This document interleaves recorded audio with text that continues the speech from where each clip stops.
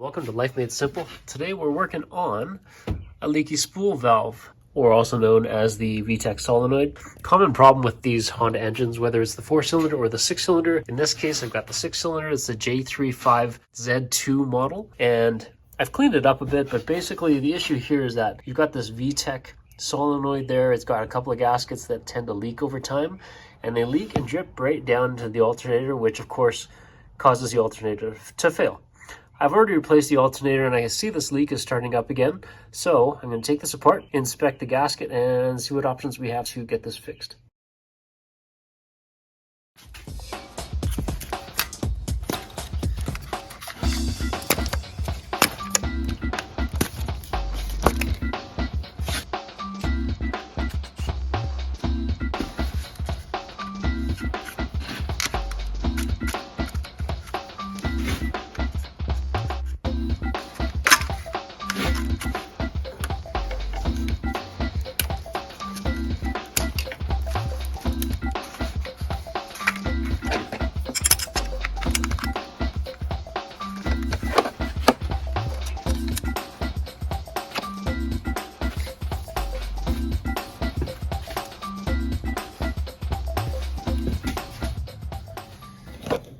Okay, I think we have enough room to get this out. One bolt up top here on the vtec solenoid, one here, one here.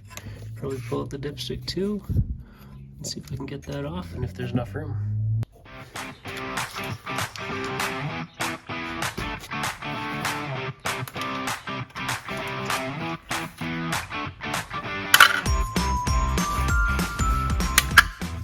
Two bottom bolts are the same size. Top bolt a little bit longer. All right, let's see if this comes up.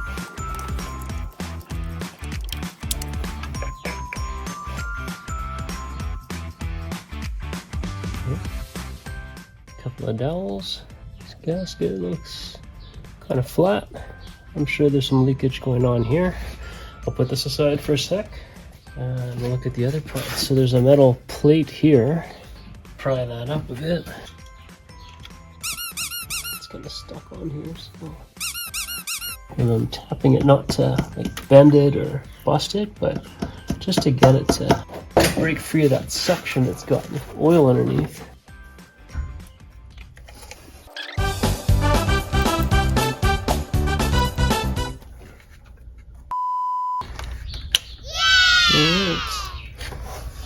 Let's see here.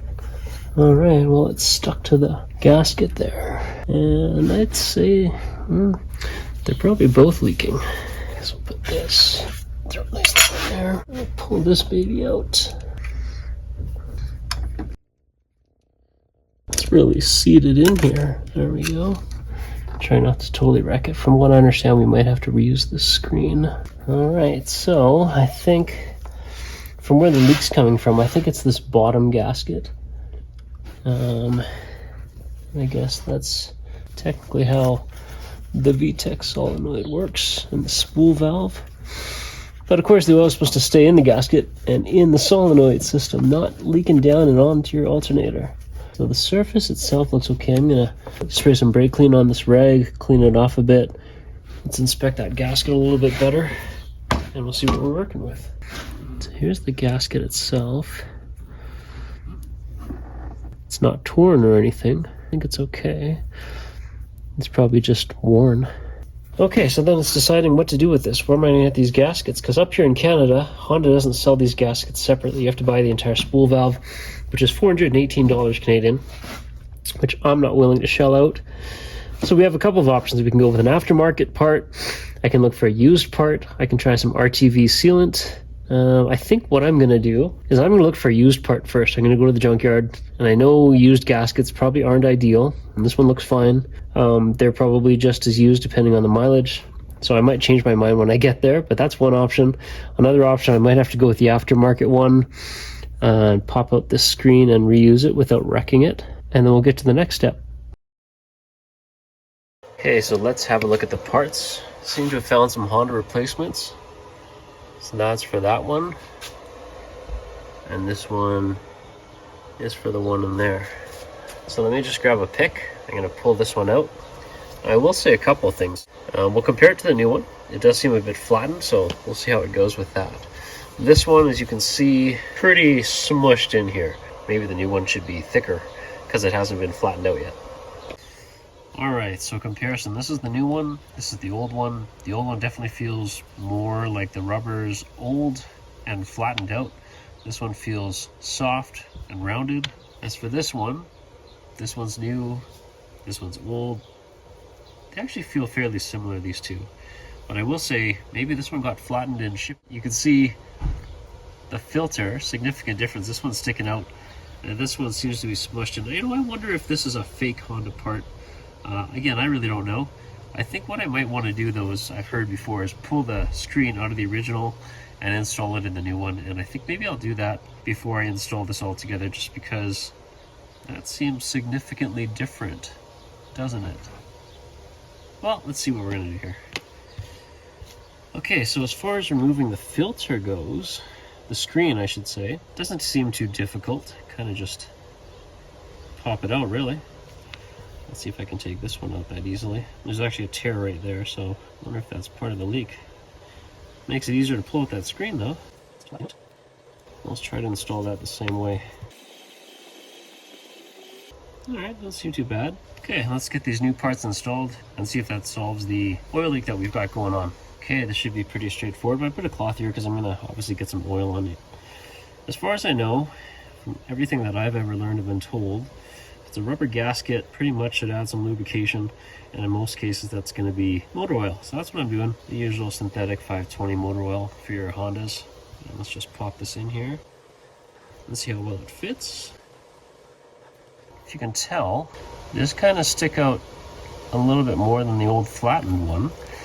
Does it seem like a good fit? It feels a little bit loose in there compared to the old one, but again, the old one might be just, you know, flattened out and therefore it's stuck in there. But as far as that goes, that's that. We'll get that installed out. Whoops. Oh well, that's why I had the cloth here. So let's get some oil on this one as well. Lubricate it up, and then we'll get it installed. Alright, let's go to work installing this. Right, let's see about getting this installed now. So the first thing is to put this one back with the screen. Alright, seems to fit in there nicely. Next, I put this metal plate back on. Let's see how this is going to go. And of course we have our spool valve. Let's drop it on there. It's got a couple of dowels, so hopefully it's going to line up nicely. I'm just going to do a double check here. Looks like it's good to go. We got the long bolt up top. And we got the shorter ones down below. Okay, looks like everything's lined up nicely. Alright.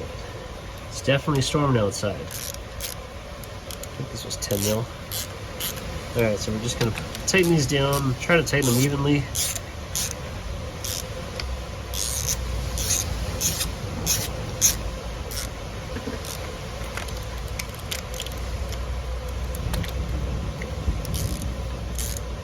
Trying to squish that gasket down as evenly as possible.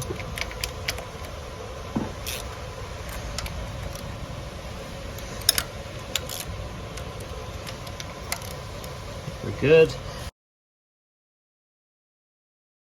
What we got here? Yes. 60, 70. All right, 72. See that there? 72. All right, so let's go with this one on the bottom. Actually has a little bit to tighten, so I'm just going to tighten it a little bit more. Again, I'm trying to get this as even as possible. All right, let's tighten them down now. All right, 72 inch-pounds all around. Now just plug stuff back in, and we should be good to go after that.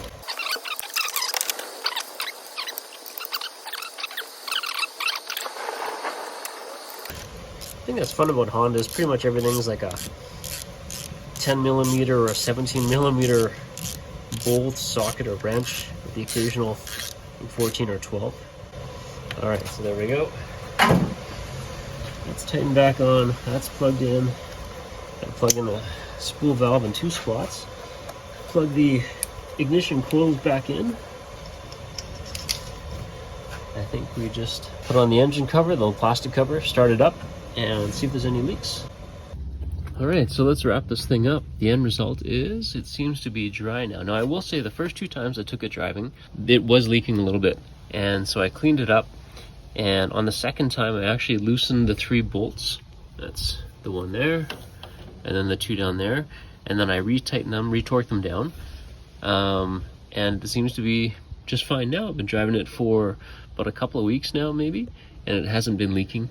So I think replacing it with those gaskets that I had, probably the heat from the engine helps the gaskets to expand and then seal up properly.